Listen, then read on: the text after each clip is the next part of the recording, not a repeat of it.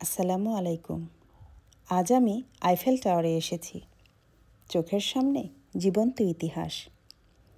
Security gate পার হতে হতে মনে হচ্ছিল আপনাদের নিয়ে ঘুরে দেখাই। আপনারা আইফেল টাওয়ার দেখুন আর আমি বলি এর কিছু চমকপ্রদ ইতিহাস। আইফেল টাওয়ার তৈরি হয়েছিল 1889 সালে প্যারিস এক্সপোজিশনের জন্য। এটি ডিজাইন করেন গুস্তাভ আইফেল। তার নামেই টাওয়ারের নামকরণ।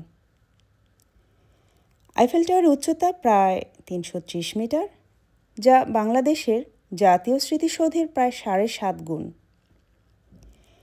একসময় এটি ছিল বিশ্বের সবচেয়ে উঁচু কাঠামো। দিনে দিনে এটি হয়ে উঠেছে ভালোবাসার এক প্রতীক। প্রতি বছর লাখো মানুষ এখানে আসে, ঠিক যেমন আমি এসেছি আজ। টাওয়ারের উপর থেকে পুরো প্যারিস যেন হাতের মুঠোয় ধরা। বাতাসে একটা অন্যরকম রোমাঞ্চ, মনে হচ্ছে সিনেমার কোনো দৃশ্যের মাঝেই আছি। যদি সুযোগ পান একবার ঘুরে আসুন, এই অভিজ্ঞতা সত্যিই অনন্য। আজকের ভিডিওটা ভালো লাগলে লাইক, কমেন্ট আর শেয়ার করতে ভুলবেন না। আগামী পর্বের জন্য আমাদের সাথেই থাকুন। ধন্যবাদ সবাইকে। আল্লাহ হাফেজ।